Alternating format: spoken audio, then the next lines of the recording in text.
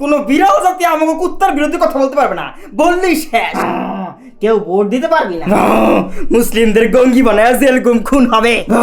আয়না করে নে, চান্দা দে, হলের থেকে মাইয়া দে, ওই হালারে খাইয়া দে, এই সালাম দে ভাইয়া রে, ঘুষ লাগবে খুশি খুশি, টাকা চুরি হবে বেশি বেশি। চেতনার নামে ফাঁসি ফাঁসি, 1324-এর গণহত্যায় চলো হাসি হাসি। এভাবে তো আর চলতে দেওয়া যায় না।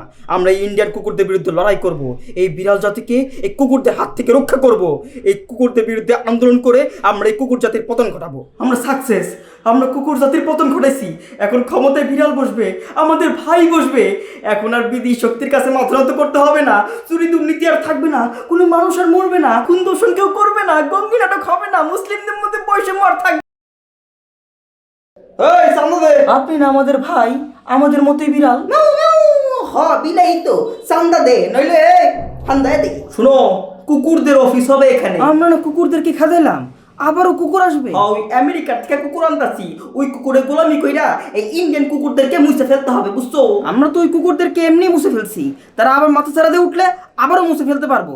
এই জন্য কোনো কুকুরের তো কোনো প্রয়োজন নাই। এত কথা বলো কেন? কুকুরের অফিস দরকার আছে, কুকুরের অফিস হবেই হবে। তোমরা কুকুরের পক্ষে কেন? তোমরা না আমাদের মতো বিড়াল। তোমরা কি আসলেই বিড়াল?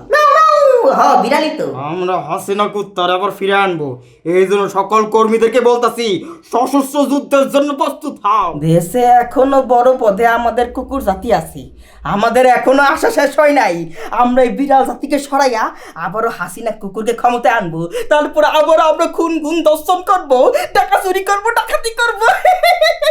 হাসিনা কুকুর জাতি যতই হামলার প্ল্যান করুক, যতই হামলা করুক, এসব আমরা না দেখার ভান করে থাকবো।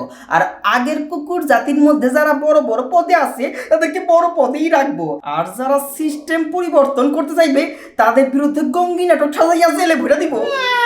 তা বিড়াল হয়ে আমরা বিড়ালের বিরুদ্ধে কেন কাজ করবো? কারণ ইন্ডিয়ান কুকুররা আমার হাত দিয়ে দিছে।